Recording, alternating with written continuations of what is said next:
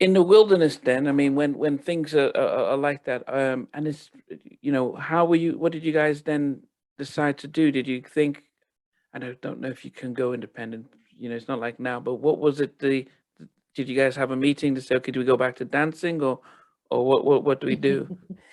Right, right. We That's were what trying to, we we talk were, about that where yes. we that's when we separated. It come to a time where one of the people in the group was like, I can't do this no more. This stuff is just not But right. before that, we were trying to come back out. Remember, we was trying to get our own package Yeah. together because Independently, everything was yes. starting to go to the internet. And so we were Mhm. trying to do our own thing. We was trying to get our own CD. I was working at a post-production company where we had access to, print some things out, burn some CDs. So we was trying to get a little press kit, our own little kit together, but we had to do all the hustling ourselves. Plus, at that time, we were doing our own independent jobs again, or I forgot exactly what everybody was doing, but we was, Stephanie was writing, doing some other things. Mo, I think, was with the airlines. I was in film, editing and stuff like that. But we were still trying to get a press kit together to put it out for ourselves and do like a joint venture.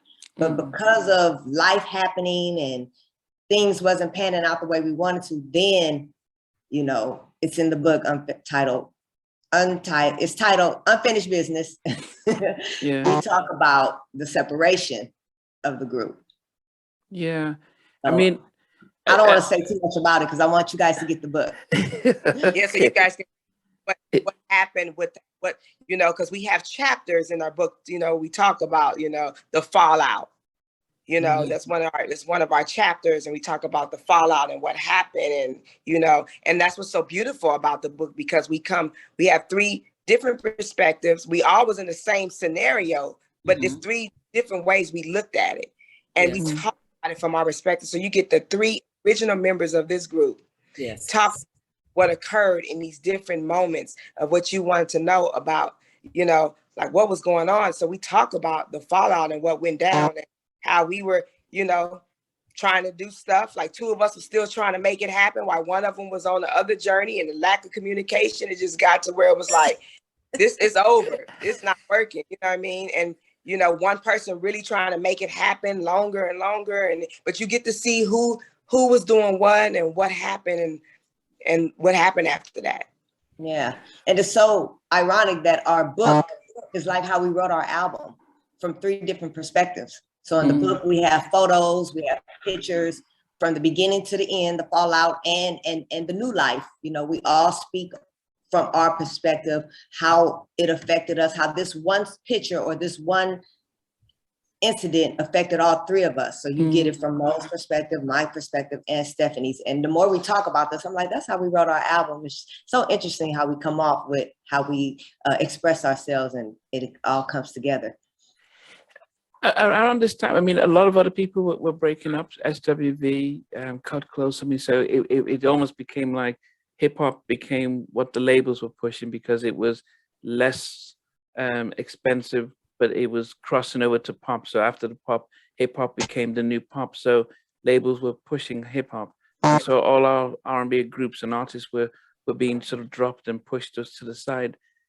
Yeah. From the outside, watching how the industry was shifted from being heavily promoted in the early 90s to now in 2000s, it became hip hop world.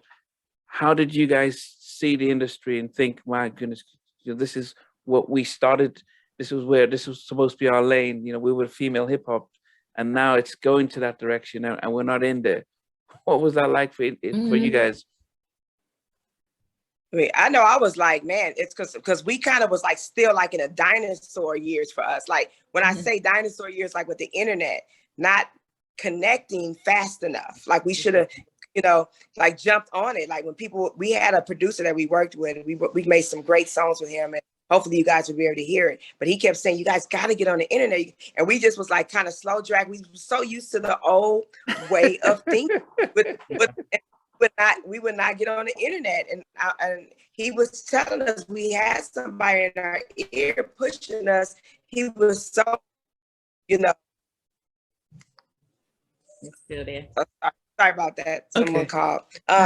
He was trying to push that for us, but we didn't connect yet. So say that because what you're saying is that when we saw all these things with the hip hop and all this going on, you know, we could have jumped on it, but we still was kind of like late. We looking from afar, like look at the internet, you know what I mean? Like Yeah. looking but not making it happen. And then when you start seeing people using your information, making YouTube channels with our videos and getting 5 million, and that's what made me wake up and say, wait a minute, hold up. We need to get in this game. And that's why I mentioned the book with the girls, that we need to write this book and we need to talk about the unfinished business, what was going on. Because what we saw, that was our lane. It's like, it was our lane. People making it happen on the internet, getting exposed, getting that exposure. Yeah. And like in addition to what Stephanie said, it's like when that was happening, it's like, yeah, you want to be a part of it, because we did start off with that, especially our group, because it was formed off of hip hop. You know, we all love hip hop. So we had the combination. We had the best of both worlds, R&B and hip hop. So we wanted to be a part of it, but we also wanted it to be right. You know, it's always felt like we was a step behind. It was always, as soon as we learned this, now they on to that. So it was always like catching up. And when we didn't have great representation, it just made it that much harder, because we would have to do it along with life and growing and learning. You know, we would have to be the ones to do it. So we definitely wanted to be a part of it. So when Stephanie brought the book up, we was like, this would be a great opportunity to let people know that we, you know, our journey, and that we do want to finish our business. We want to finish what we started, you know, and it's a great opportunity, because now you have the internet, what it is today. You can just put it out there. Yeah. You can start again. You can begin again and reinvent yourself. You reinvent yourself and you don't have to be put in a box. Yeah. Right. And you can be reintroduced to the new generation. Now, we've been getting tours and concerts almost daily, but we haven't really seen you guys. Was there plans to, I mean, I know you've got the book coming, but was it like, okay, representation. We write the book, let it go out there, but then, you know, we go back to our 9 to 5, and or were you ever planning to reform? I don't know. We're planning now, Nnamdi. Okay, listen. Person like me, I was really hurt by the industry. I didn't want to have anything to do with it anymore, because it hurt my feelings. Okay, I didn't want to have nothing to do with it. So now, because Stephanie, you know, got us back together to get this book, which was very healing, right? We got a chance to really put our perspectives out there. We're like, we didn't necessarily collaborate to write the book. We came up with, okay, this is a chapter, this is what we're going to write about. But each individual is on their own, like Steph Kenya is saying, we're doing it again. We're creating that same vibe, put our own spin of how we saw things. And then we're able to talk about it. Oh, did it happen this way? No, it didn't happen that way. Now, you know, we're correcting each other on how things happen. And so now we're on this journey to rebrand ourselves and say, this is who we are. This is the contribution that we had to the 90s. And look, we still have it. And that's what we're and as far as the tour stuff, we have been doing like spot dates. And now we have someone right now, we can't say who, but they're putting a girl groups together for a 90s show. And we're the names that's being popped up in that package. So we want your listeners to look out. That should be coming soon. Once, you know, all the little dotted black and white dotted lines, all that stuff. Dotted lines, yes. Yeah. Yep. So that's something so you'll see us back out there on the tour side, on the performance side. Yeah. And that's something that's being worked on. But yeah, we were performing, doing spot dates here and there. Mm-hmm. What about you're gonna see us more. You're gonna see us more than ever. Okay. I mean, that's good. I mean, as I said, we've because we, you know, Instagram is massive when it comes to seeing what's out there with the groups and stuff. So people are some, especially when DJ Cassidy did his Pastor Mike, it really just could connect a lot of us. Like, yes, we missed the 90s, and all of a sudden, so it definitely would be good. I guess the question then. We're thankful for the 90s, and we're thankful that the people want to hear that music from the 90s. They want to hear it. So we've been, you know, opportunities been coming, you know, our way, you know. We are thankful for that, giving us another opportunity to show, you know, the unfinished business that we have started. Yeah. Oh, now what about the the dancing, because I remember speaking to John from Troop, and I'm like, and he says, yeah, we can still, they can still do the dance moves even in their 50s though. Um, and we always see New Edition. You talked about Brooke Praying. Oh, yeah. They don't miss a step. Now you guys were the We still original got it too. backgrounders. Still Can you got it, still Nami. you still got it? Oh, Never miss a beat. what? Never miss a beat.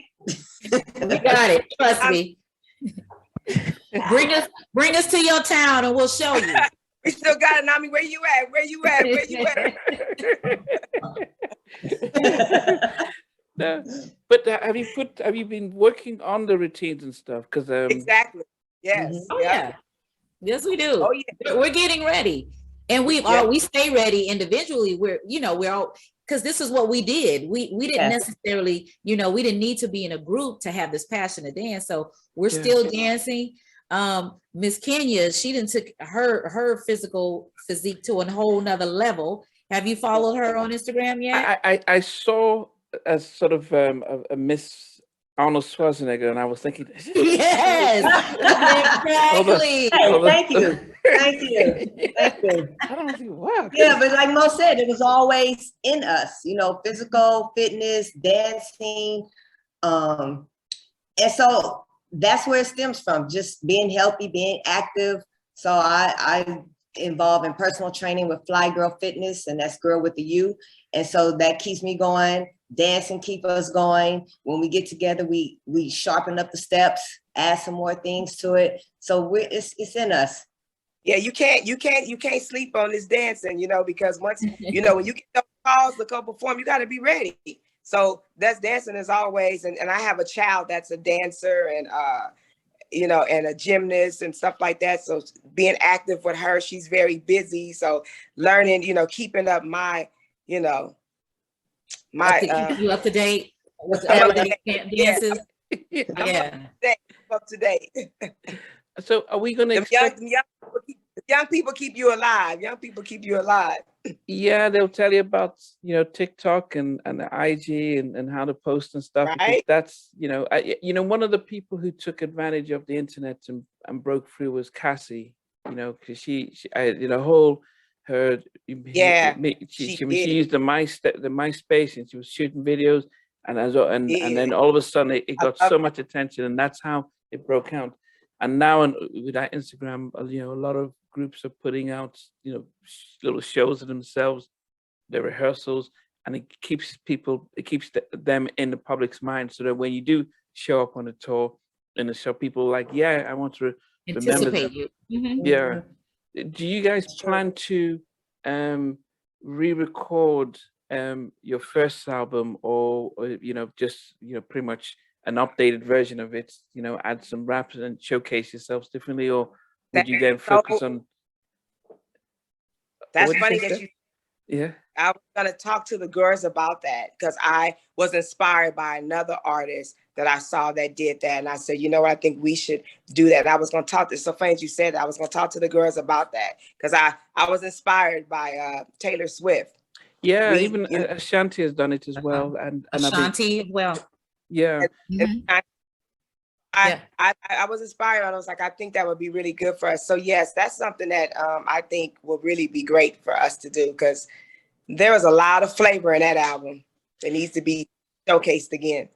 Yeah, I mean, because apart from the fact that you then own your own version of it, and that it gets that's forever money if you own your own masters of the songs that you wrote and stuff. But Right. you're at a different stage, so vocally we're hearing it differently, and then there's a part of the hip hop part that you guys naturally had that we never really saw, and which could be incorporated in it and stuff. So I always tell, all the people I interview, and I said, and they were like, yeah, we want to come up with new music. I'm saying, you have to understand the audience that would come to your shows, we're stuck in the 90s, and we're not really too keen on any new stuff. So if you came out with a remix of your old track, like we'll listen to that. But if you're not giving us some Okay. new music, we're like, yeah, okay, we're not really feeling it and stuff. I totally agree with you. I'm on the same page because I look at it. Some artists be like stuck in I don't know, they they want to do this new stuff. I'm not like that. I'm like a fan of music, like how you, Mhm. and I feel the same way. I want to hear people old stuff Yeah. and what you do with it, how you can recreate it and things like that. I don't really care about what you got new. I enjoy the old things because we lost that. Yeah. We lost that sound. You know what I mean? You lost. So bringing that back and giving people that sound and put a little twist, I'm all for it. Mhm. Yeah. I mean, so I mean, definitely we look forward to that. Thanks for watching. Please remember to subscribe to the channel, but most importantly, to press the notification bell so that you can be notified when we do have a new interview. Loads to come, but thanks a lot for watching.